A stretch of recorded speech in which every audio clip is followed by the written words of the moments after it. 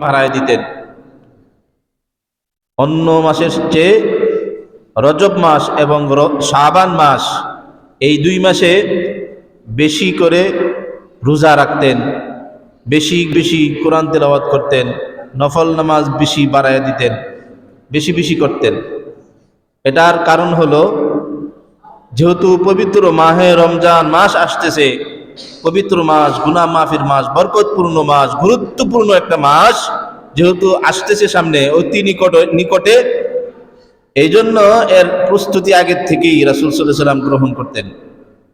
এই জন্য আমাদেরকেও সেই প্রস্তুতি গ্রহণ করা, রমজান মাসের জন্য আগের থেকেই প্রস্তুতি গ্রহণ করা। কোনো বিষয়ে, কোনো কাজের জন্য যদি আগের থেকেই প্রস্তুতি গ্রহণ করা হয়, তখন ওই কাজটা করতে সহজ হয়। আগের থেকে যদি প্রস্তুতি না থাকে, হঠাৎ করে যদি কোনো কাজ করা হয়, ওই কাজটা করতে কষ্ট হয়। এই জন্যই প্রশিক্ষণের ব্যবস্থা। আগের থেকে প্রশিক্ষণ দিয়ে আসলে তখন তার জন্য কাজটা সহজ হয়ে যায়। প্রশিক্ষণ না থাকলে তার জন্য কাজটা কঠিন হয়ে যায়। তো বৎসরে যেহেতু একবার রোজা আসে, এটা ফরজ রোজা, সবার উপরেই রাখতে হবে।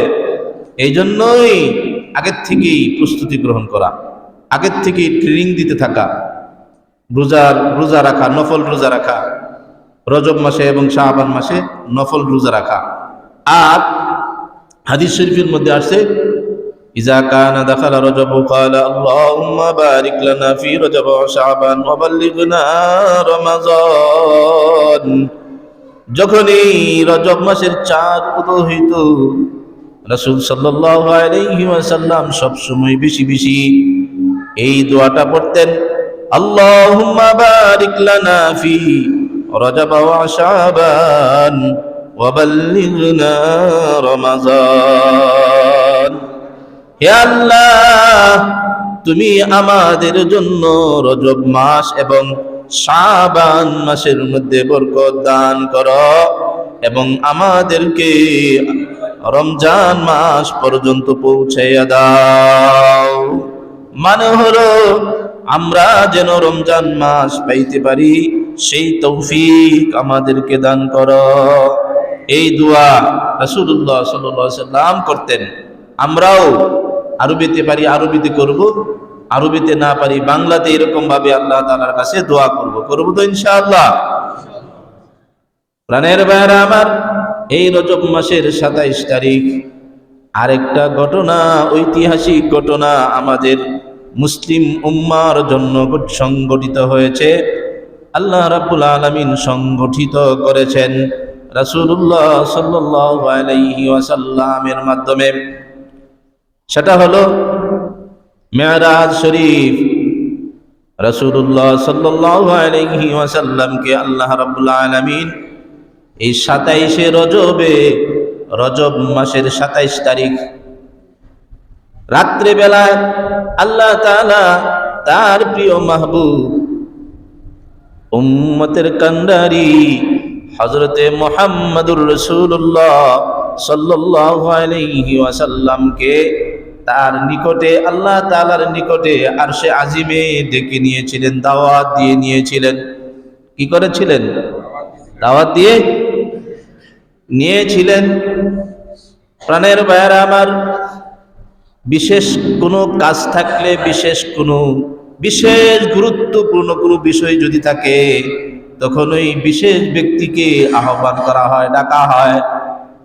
আল্লাহ রাব্বুল আলামিন যেহেতু শ্রেষ্ঠ উম্মত, শ্রেষ্ঠ নবীর শ্রেষ্ঠ উম্মতদেরকে বিশেষ একটা দান করবেন, বিশেষ একটা জিনিস দিবেন, বিশেষ একটা উপহার দিবেন, এই উপহারটা দেওয়ার জন্যই স্বয়ং আল্লাহ রাব্বুল আলামিন তার মাহবুবকে তার দরবারে ডেকে নিয়েছিলেন।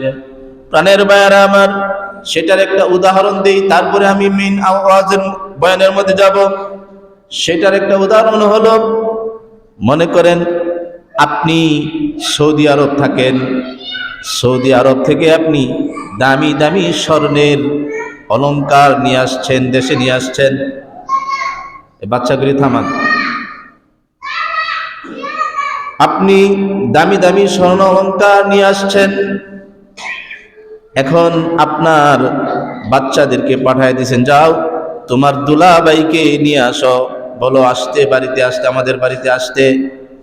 যখন দুলাভাই মানে আপনার মেয়ের জামাই যখন আপনার বাড়িতে আসলো, আসার পরে নিজের হাতে খাওয়া দাওয়া শেষ করার পরে খাওয়াইলেন, খুব ভালো ভালো খাওয়ানোর পরে নিজের হাতে ওই স্বর্ণালঙ্কারটা আপনার জামাতার কাছে উঠাই দিলেন। কেন?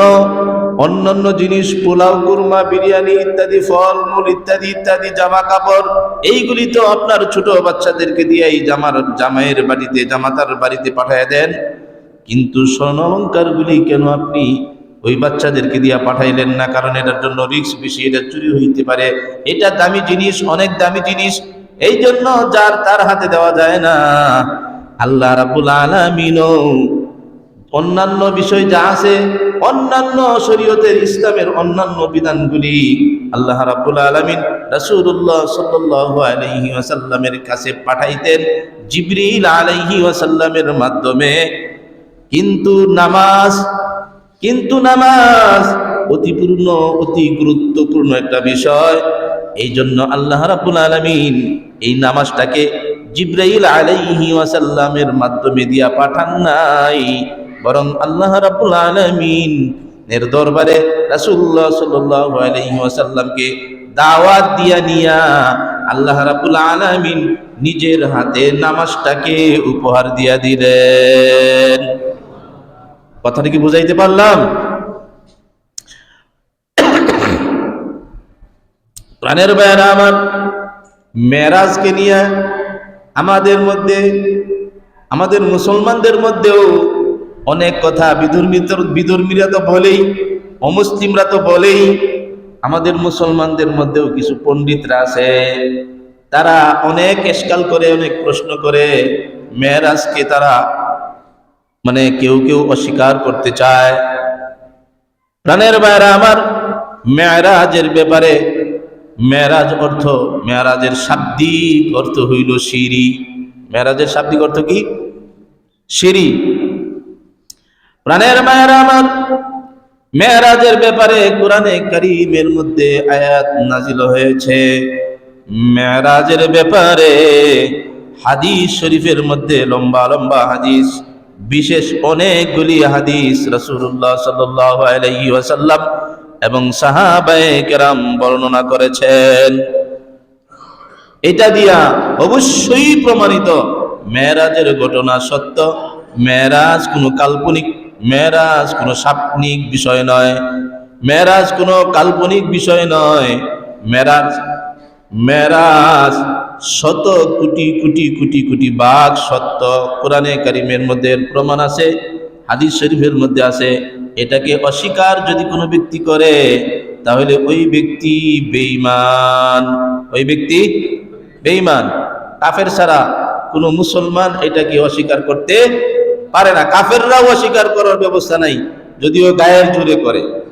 কাফেররাও অস্বীকার করতে পারবে না, যদিও গায়ের জোরে করে ওরা। কারণ তাদের সামনে এই মেরাজের ঘটনা একেবারে দিবালোকের ন্যায় তাদের সামনে পরিস্ফুটিত, তাদের সামনে সংগঠিত হয়েছে। তারা এটাকে অস্বীকার করতে পারে নাই, কেউ করতে পারে নাই। প্রাণের ভাইয়েরা আমার, এই ব্যাপারে আল্লাহ রাব্বুল আলামিন সূরা বনী ইসরাঈলের প্রথম আয়াতের মধ্যে বলেছেন, সুবহানাল্লাযী আসরা বিআবদিহি লাইলাম মিনাল মাসজিদিল হারামি ইলাল মাসজিদিল আকসা। পবিত্র সত্তা তিনি, যিনি তার স্বীয় বান্দা হযরতে মুহাম্মদুর রাসূলুল্লাহ সাল্লাল্লাহু আলাইহি ওয়াসাল্লামকে মসজিদে হারাম থেকে মসজিদে আকসা বাইতুল মুকাদ্দাস পর্যন্ত সফর করিয়েছেন, সায়ের করিয়েছেন, ভ্রমণ করিয়েছেন। আল্লাযী বারাকনা হাওলাহু লিনুরিয়াহু মিন আয়াতিনা।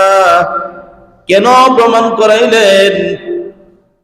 এইটার জন্য যে এর মধ্যে অনেক বরকত রয়েছে, বরকতপূর্ণ বিষয় রয়েছে। আল্লাহ রাব্বুল আলামিনের নিদর্শনাবলী, আল্লাহ রাব্বুল আলামিনের বরকতগুলি অবলোকন করানোর জন্য, আল্লাহ রাব্বুল আলামিনের যে অসংখ্য বরকত আছে এই বরকতগুলি সচক্ষে দেখানোর জন্য। الذي باركنا حوله لنريه من آياتنا, আল্লাহ তাআলার নিদর্শনাবলী দেখানোর জন্য।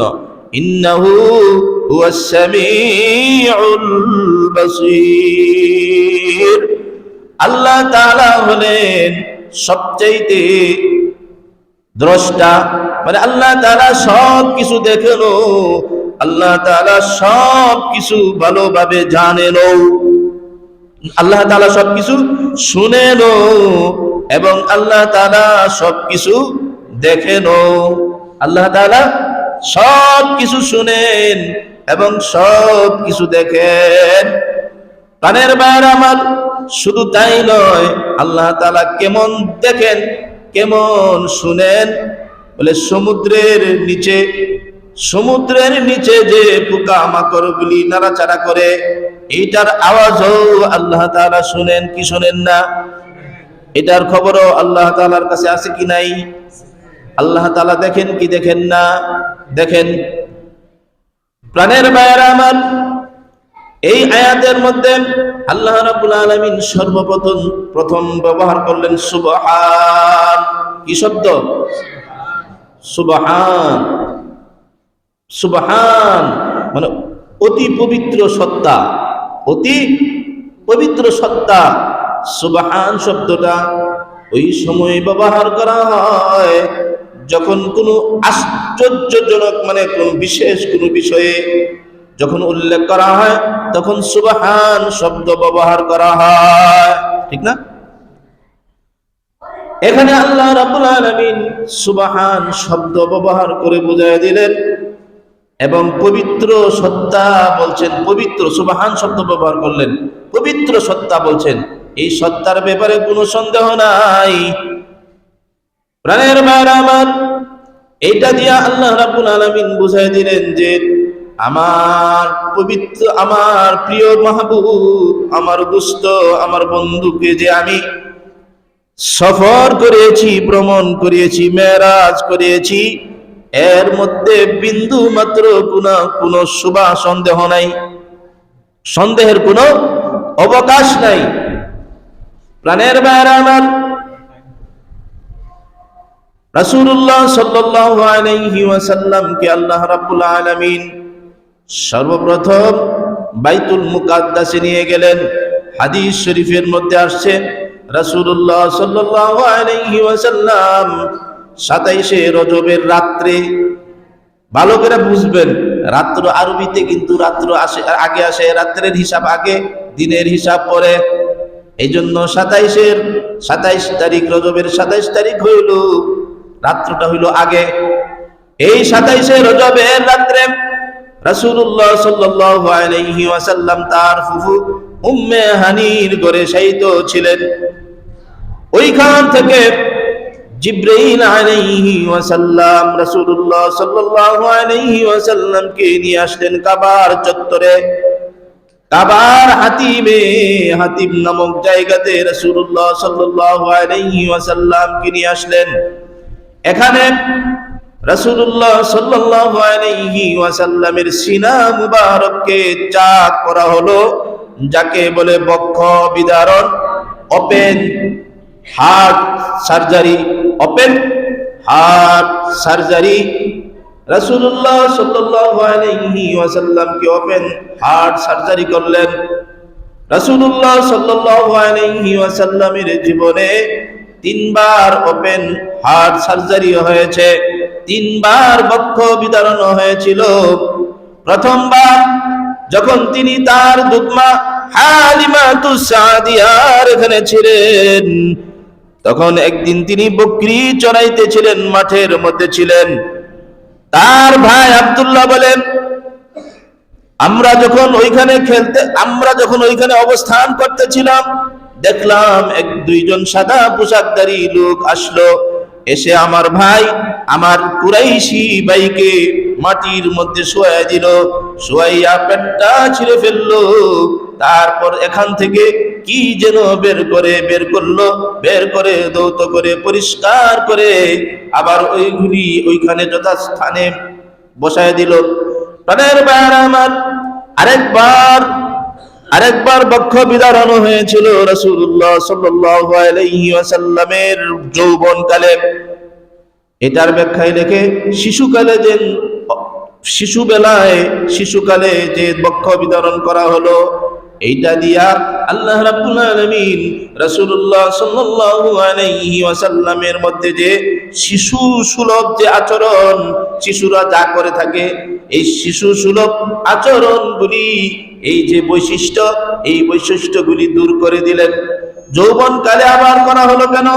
যৌবনকালে এই জন্য করা হলো রাসূলুল্লাহ সাল্লাল্লাহু আলাইহি ওয়াসাল্লামের মধ্যে যাতে যৌবনের যেই পাগলামি, যেই যৌবনকালে যা মানুষ যা করে সাধারণত, এই সমস্ত যৌবনকালের সমস্ত কিছু যাতে রাসূল সাল্লাল্লাহু আলাইহি ওয়াসাল্লাম থেকে দূর হয়ে যায়, এটার থেকে যাতে রাসূল সাল্লাল্লাহু আলাইহি ওয়াসাল্লাম পবিত্র থাকেন, এই জন্য যৌবনকালে বক্ষ বিতরণ করা হলো। সিনা চাক বলা হয়, আমরা বেশি সিনা চাক পড়ছি উর্দুতে। সিনা চাক করা হলো। এই সিনা চাক করার মাধ্যমে রাসূলুল্লাহ সাল্লাল্লাহু আলাইহি ওয়াসাল্লামের মর্তবাকে আল্লাহ রাব্বুল আলামিন আরো বৃদ্ধি করে দিলেন। তারপরে তৃতীয়বার সিনা চাক করা হলো মেরাজের রজনীতে, মেরাজে যাওয়ার আগে। এখানে আবার সিনা চাক করা হলো কেন? প্রাণের ভাইয়েরা আমার, এর কারণ হলো রাসূলুল্লাহ সাল্লাল্লাহু আলাইহি ওয়াসাল্লাম যেহেতু ঊর্ধ্ব জগতে সফর করবেন, ঊর্ধ্ব জগতের মধ্যে অনেক বিষয় আছে এবং সরাসরি আল্লাহ রাব্বুল আলামিনের সাথে সাক্ষাৎ করবেন। এইগুলি সাধারণ চোখে, সাধারণ ব্রেনে, সাধারণ হার্ট দিয়া এগুলি অনুভব করা যায় না, এইগুলি ধৈর্য ধারণ করা যায় না। এই জন্য আল্লাহ রাব্বুল আলামিন এর পাওয়ার, এর মেডিসিন, এর পাওয়ার আল্লাহ রাব্বুল আলামিন রাসূলুল্লাহ সাল্লাল্লাহু আলাইহি ওয়াসাল্লামের কলবের মধ্যে দিয়া দিলেন, ধৈর্য ধরার মতো, সহ্য করার মতো। প্রাণের ভাইয়েরা আমার, যাই হোক, রাসূলুল্লাহ সাল্লাল্লাহু আলাইহি ওয়াসাল্লামকে এখানে সিনা চাক করার পর এইগুলি রাসূল সাল্লাল্লাহু আলাইহি সাল্লামের যে হার্টগুলি আছে, অন্তরগুলি আছে, হৃৎপিণ্ডগুলি আছে, এইগুলি জমজমের পানি দিয়া ধৌত করা হলো। ধৌত করার পর আবার এইগুলিকে যথাস্থানে আবার বসিয়ে দেওয়া হলো। প্রাণের ভাইয়েরা আমার, এই সিনা চাকের ব্যাপারে রাসূলুল্লাহ সাল্লাল্লাহু আলাইহি ওয়াসাল্লামের যে ছিল, পালক পুত্র ছিল হযরতে আনাস রাদিয়াল্লাহু আনহু। তিনি বলেন, ওয়াকাদ কুনতু আরা আসরাল মাখিতি ফি সাদরিহি সাল্লাল্লাহু আলাইহি ওয়াসাল্লাম। আনাস রাদিয়াল্লাহু আনহু বলেন, আমি নিজে রাসূলুল্লাহ সাল্লাল্লাহু আলাইহি ওয়াসাল্লামের বুকের মধ্যে যে সেলাই করা, সিনা চাক করার কারণে যে সেলাই করা হয়েছে, হার্ট সার্জারি করলে সিলাই দিতে হয় না, ওই সিলির দাগ আমি নিজের চোখে দেখেছি। প্রাণের ভাইয়েরা আমার, এখানেও লেখছে আনাস রাদিয়াল্লাহু আনহু দেখলেন, অন্য কেউ দেখলেন না।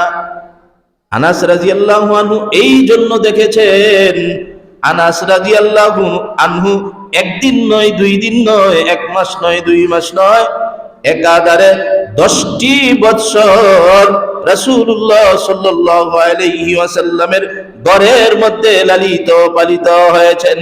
তার পালক পুত্র হিসাবে গ্রহণ করে নিয়েছিলেন আনাস রাদিয়াল্লাহু আনহুকে।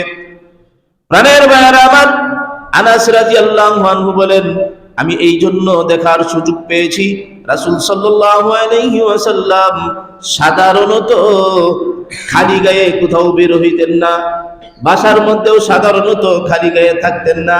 আমরা তো খালি গায়ে মসজিদের মধ্যেও আসি, খালি শরীরের মধ্যে জামা নাই, কিছু নাই, খালি গায়ে, এদিক দিয়া নাভির নিচে কাপড়, লুঙ্গি কাপড় পরে রয়েছে। নাভির নিচে কাপড় যাওয়া, ফরজ তরক করা, কোনো খেয়াল নাই, বেখেয়াল। গোসল করার সময় এটাও খেয়াল রাখতে হইব। যদি গোসল আপনি যদি কোনো রুমের ভিতরে আলাদা, এখানে কেউ নাই, সেটা ভিন্ন কথা। অনেকেই প্রশ্ন করে, হুজুর আসছে যখন বলি একটু, মানে হয়তো সবসময় স্মরণ থাকে না, আসছে কথাটা এই জন্য বলতেছি, এটা আমার বিষয় না। অনেকেই প্রশ্ন করে, হুজুর ওই টয়লেটের মধ্যে উলঙ্গ হইয়া, যেখানে টয়লেট গোসলখানা, এখানে তো উলঙ্গ হইয়া দরজা লাগানো, উলঙ্গ হইয়া গোসল করা যাবে কিনা প্রশ্ন করে, আমাকেও করছে আগে। হ্যাঁ, টয়লেটের ভিতরে উলঙ্গ হইয়া, মানে গোসলখানার মধ্যে উলঙ্গ হইয়া গোসল করা যাবে, তবে মাকরু, এটা অপছন্দনীয়। ফেরেশতারা তো দেখে, ফেরেশতারা লজ্জা পায়, এই জন্য উলঙ্গ হইয়া করা যাবে না। তবে জায়েজ আছে, জায়েজ এক জিনিস আর অপছন্দনীয় আরেক জিনিস। জায়েজ আছে কিন্তু করাটা অনুচিত, ভালো দেখায় না। নিজের লজ্জাস্থান নিজে দেখলে কি ভালো লাগে? ভালো লাগে? এটাও অনুচিত। যাই হোক, এই কথাটা বললাম, এদিকে খেয়াল রাখবো। চলার সময় কাপড় নাভির নিচে, খালি গায়ে, অন্য জামা যদি থাকতো, লুঙ্গি যদি নিচে পড়ে যায়, উপরে যদি জামা থাকে, তাহলে তো এটা দেখা যাবে না, ফরজ তরফ হবে না। কিন্তু খালি জামা, শরীরের মধ্যে কোনো জামা নাই, আপনার লুঙ্গি বা পায়জামা নিচে পড়ে গেছে, ফরজ তরফ হয়েছে। কথাটা বুঝাইতে পারলাম? আর যদি উপরে কোনো কাপড় থাকে, গেঞ্জি থাকে, শার্ট থাকে, পাঞ্জাবি থাকে, তাহলে তো আর সমস্যা নাই, কোনো পড়ে গেলেও সমস্যা নেই, নিচে পড়লেও সমস্যা নাই। যাই হোক, প্রাণের ভাইয়ারা আমার, রাসূল সাল্লাল্লাহু আলাইহি ওয়াসাল্লাম জীবনেও কোনোদিন খালি গায়ে বের হন নাই। অন্য কোনো মানুষের সামনে, ঘরের মধ্যেও, নিজের বাড়ির মধ্যেও খালি গায়ে থাকেন নাই। কিন্তু জামা কাপড় তো খুলতে হয়, গোসল তো করতে হয়। এই সুযোগে একদিন আনাস রাদিয়াল্লাহু আনহু দেখার সুযোগ পেয়েছিলেন, রাসূলুল্লাহ সাল্লাল্লাহু আলাইহি ওয়াসাল্লামের বুকের মধ্যে সেলাইয়ের দাগ দেখতে পেয়েছিলেন। প্রাণের ভাইয়েরা আমার, প্রমাণিত হলো রাসূলুল্লাহ সাল্লাল্লাহু আলাইহি ওয়াসাল্লামের ওপেন হার্ট সার্জারির কথা। তারপর এখান থেকে, এই হেরেম শরীফ থেকে, বাইতুল্লাহ শরীফ থেকে রাসূলুল্লাহ সাল্লাল্লাহু আলাইহি ওয়াসাল্লামকে বাইতুল আকদাস, মসজিদে আকসা, যেটা ফিলিস্তিনের মধ্যে, জেরুজালেমের মধ্যে, ওই মসজিদে আকসা, বাইতুল মুকাদ্দাস, যেটা কুখ্যাত ইসরাইলরা দখল করে রেখেছে, তাদের দখলে আছে। এই আয়াতের মধ্যে, এই সূরার মধ্যে, সূরা বনী ইসরাইলের মধ্যে এই ব্যাপারে বিশদ আলোচনা আসছে। এটা তাফসীরেও বিশদভাবে আসছে।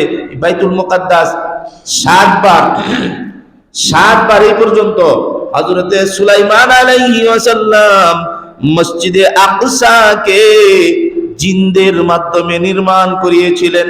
সেটার ঘটনা আপনারা ভালোভাবেই জানেন, সেটা আমি বলতে চাই না। হযরতে সুলাইমান আলাইহিস সালাম নির্মাণ করার পর এই পর্যন্ত 60 বার এই মসজিদকে ভাঙা হয়েছে। এইটাকে অন্য জালেমরা দখল করেছে, ইসরায়েলের মতো। কথাটা বুঝছেন? কেন দখল করছে? এই কারণে যে ওই তদানীন্তনকালে, ওই সময় মুসলমানরা যখন পাপ করতে করতে করতে সীমা লঙ্ঘন করে ফেলতো, তখনই আল্লাহ রাব্বুল আলামিন তাদের উপর আরেকজন জালেম বাদশাকে চাপায় দিতেন। কি করতেন? জালেম বাদশাকে চাপায় দিতেন। তাহলে বুঝেন, আমাদের উপরে যদি কোনো জালেম বাদশা চেপে বসে, তাহলে বুঝতে হবে এইটা আমাদের জনগণের পাপের কারণে। কিসের কারণে?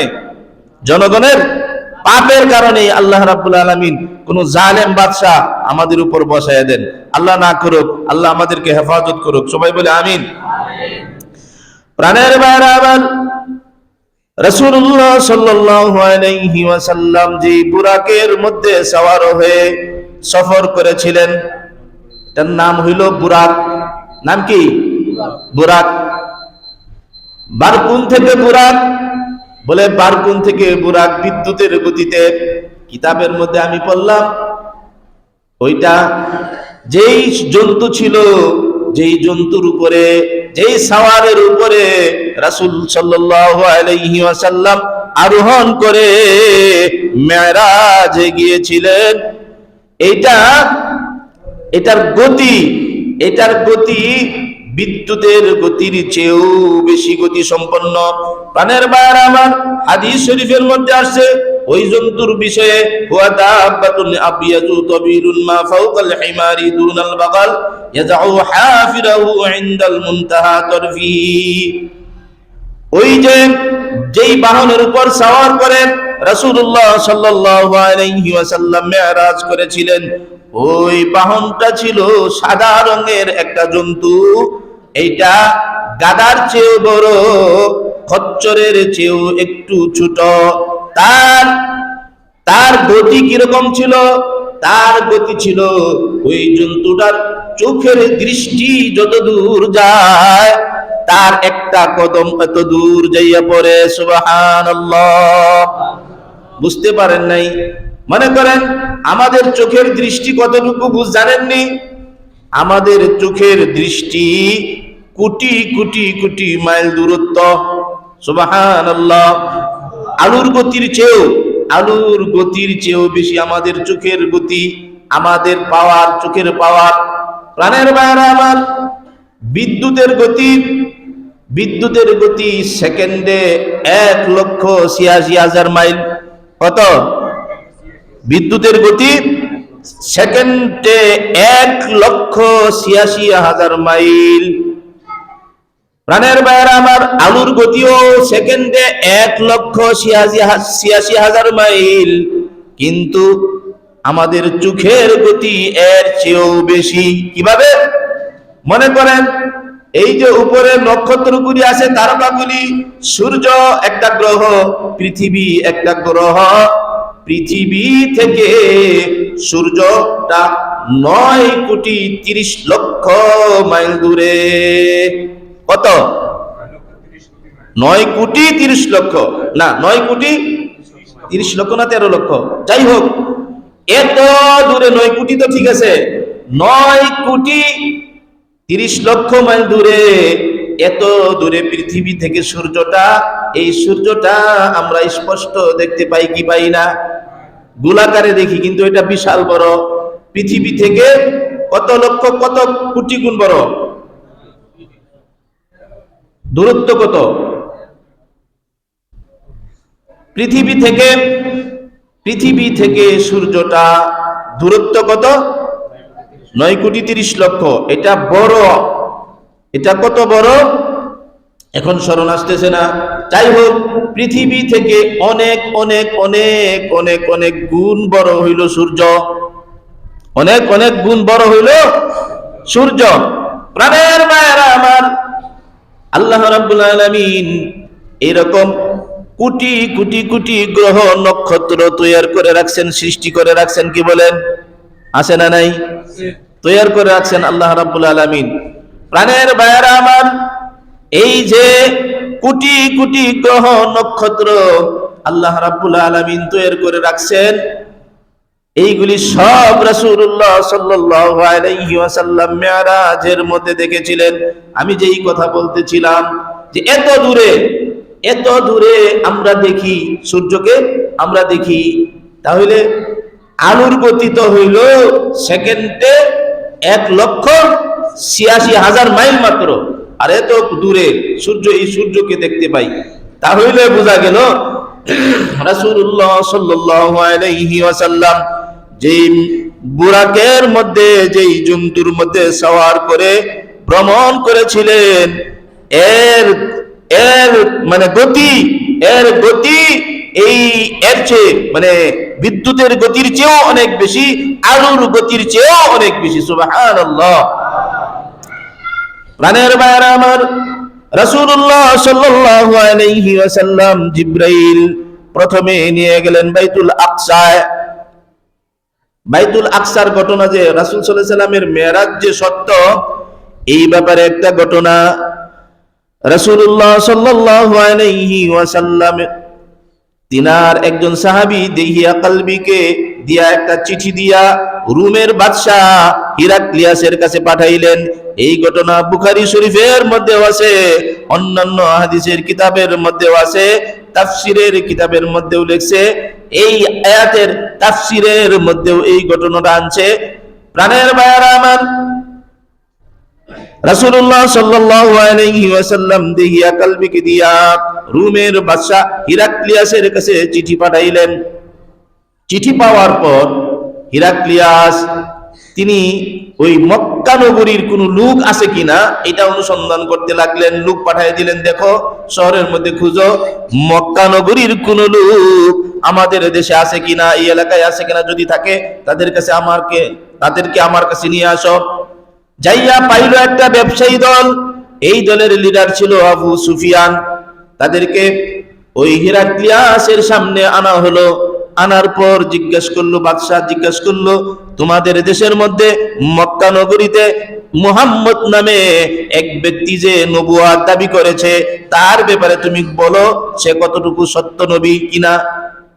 আবু সুফিয়ান এটা বর্ণনা করছে, মুসলমান হওয়ার পরে বর্ণনা করছে।